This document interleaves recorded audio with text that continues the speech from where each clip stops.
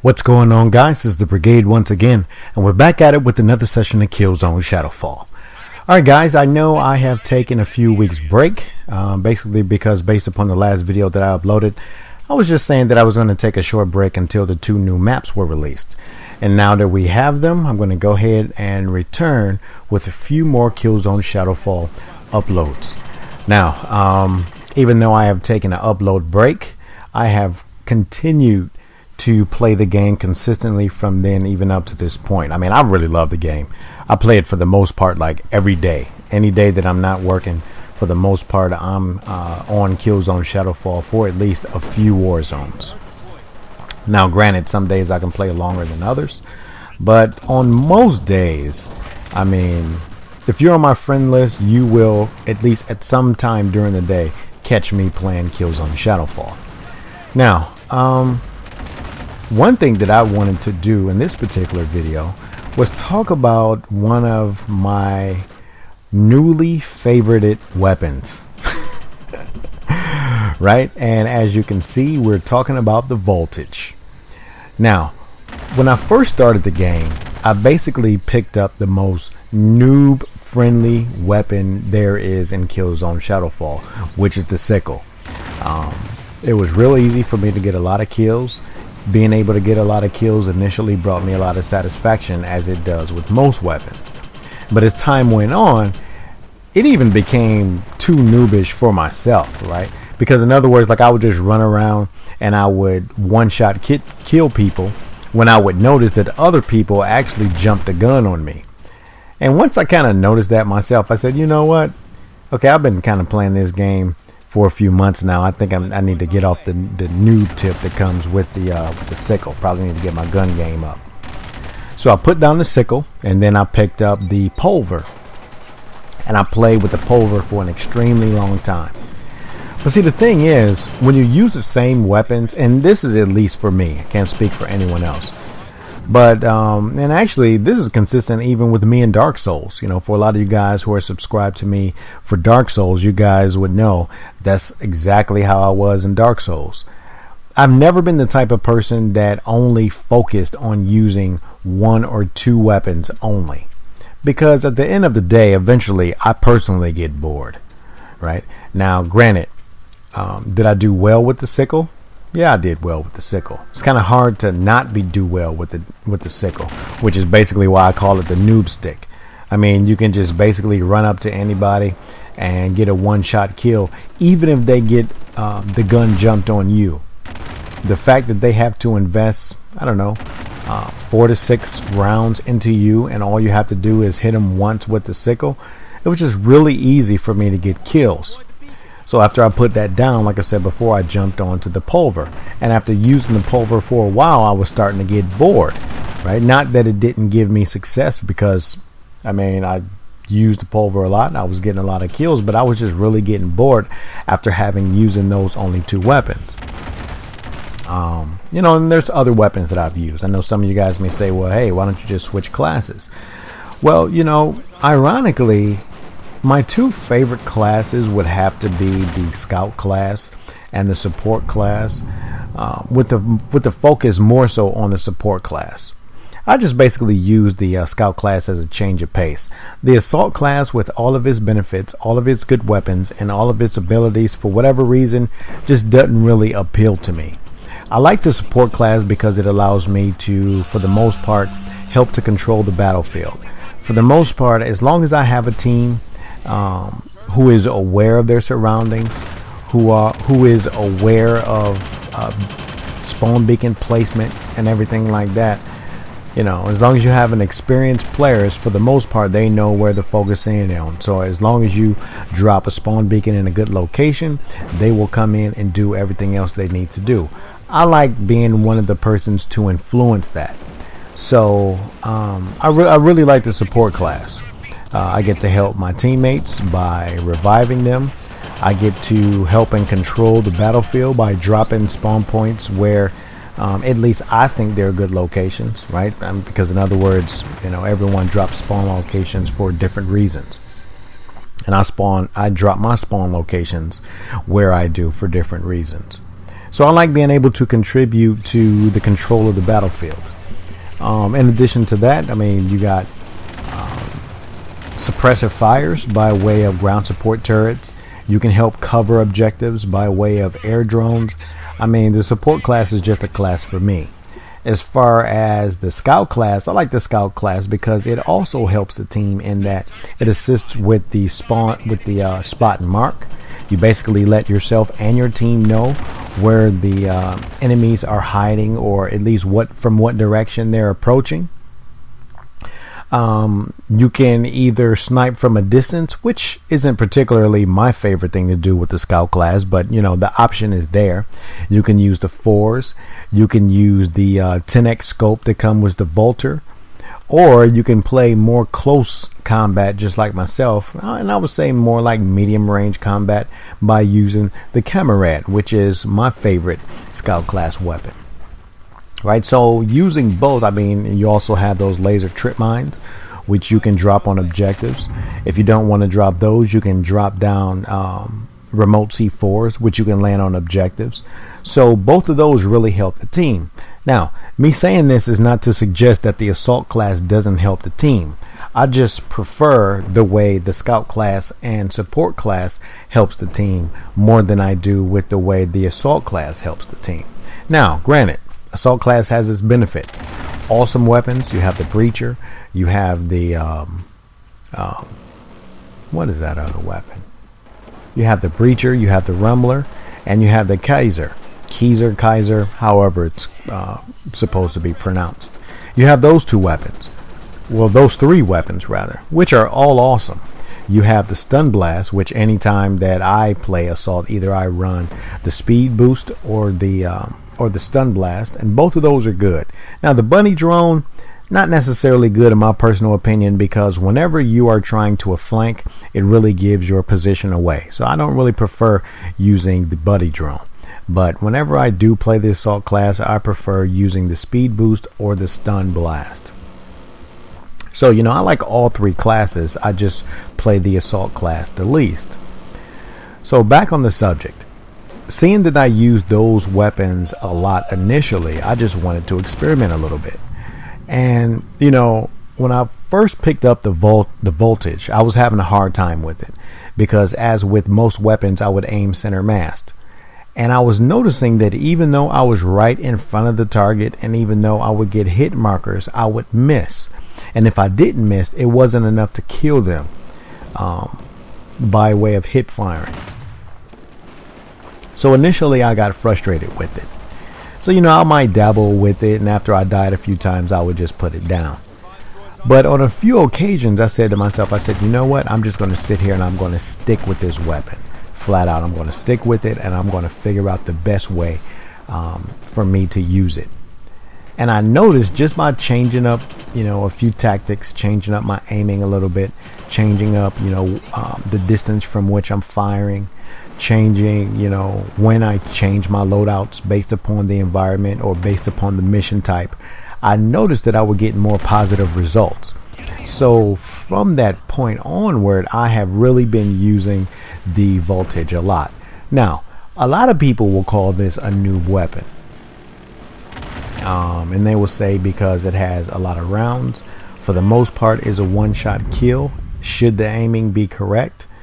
I would argue that it is not a noob weapon. Now granted, does it have a lot of rounds? Yes.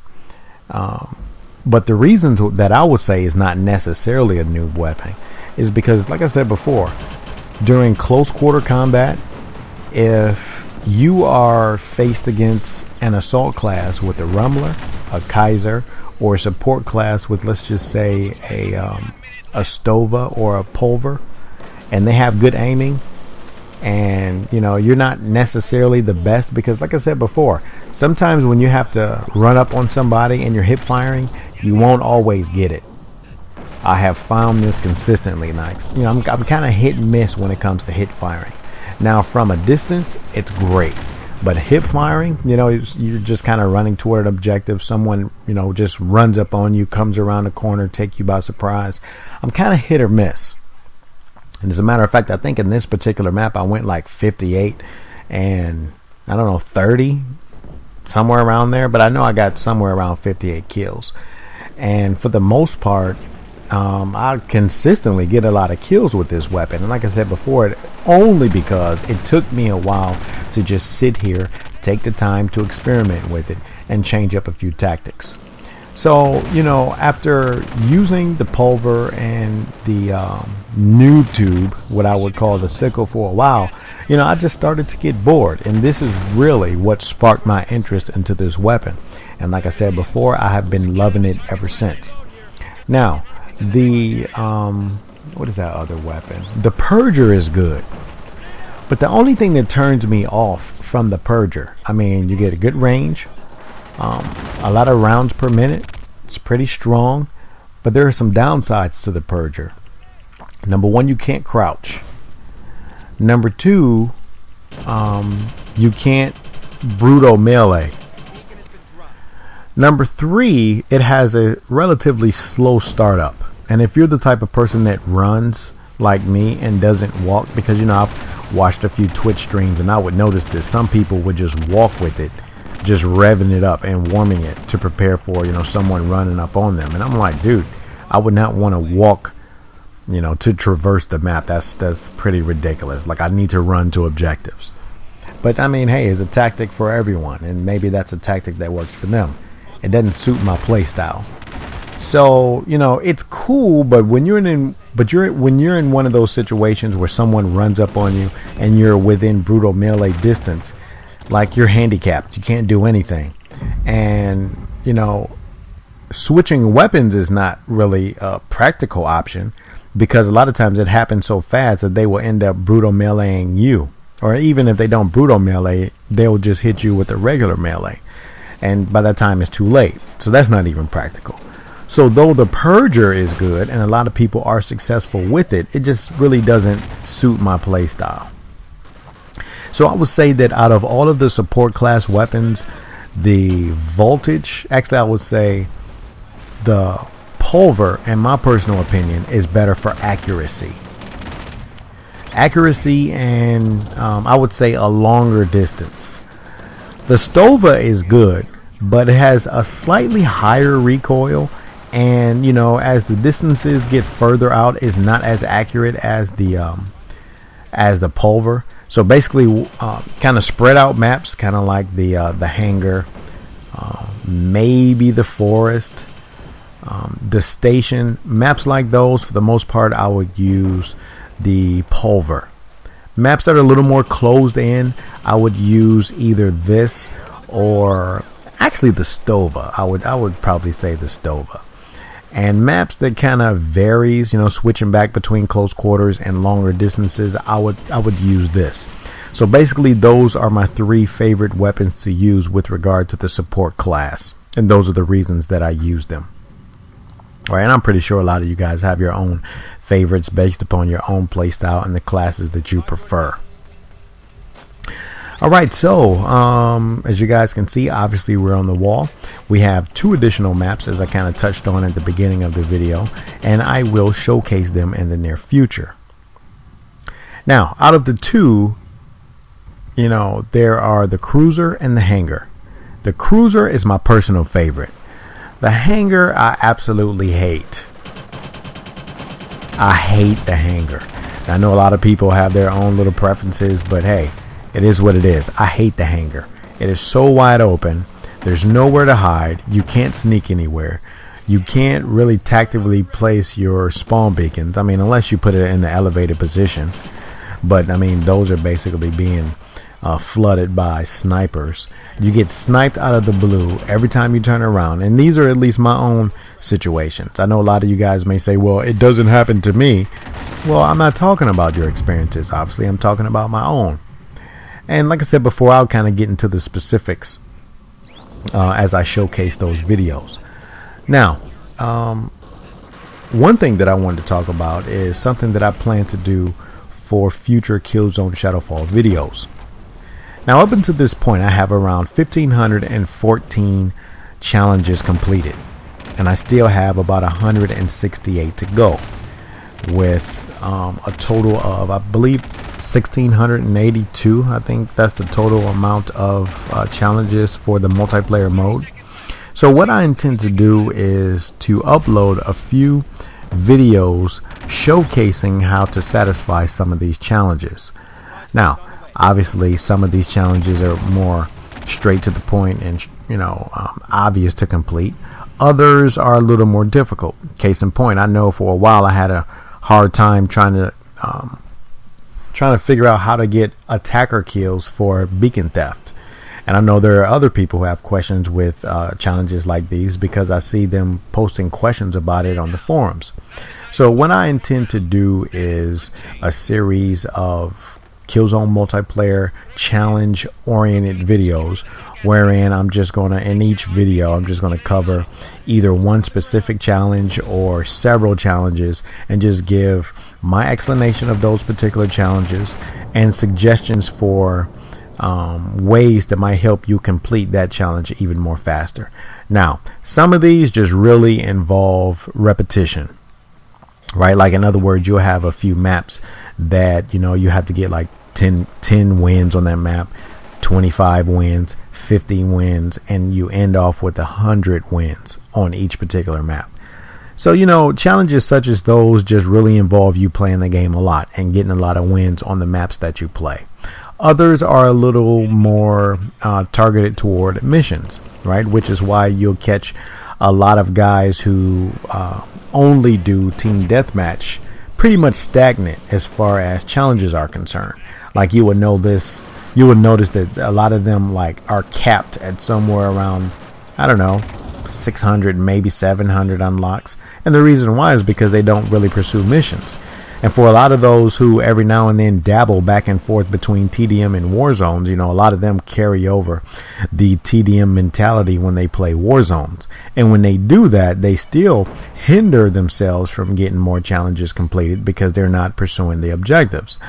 Now, granted, I know there are a lot of people who are like, look, dude, I don't want to worry about that. All I want to do is play the game and be done with it, get my kills. It is what it is. And guess what? I'm fine with that. But the series of videos that I plan to start to upload is basically targeted toward the player who's perhaps relatively new, or maybe they have a little bit of experience, but they never really focused on the challenges, like deliberately focused on the challenges, and who may have had questions, right? So for a lot of you vets, a lot of you people who are really experienced, you really know exactly what you want to do. It might not be an informative series for you, but it will be helpful for a lot of those who will be new to Killzone Shadow Fall, new to the multiplayer and the challenge system.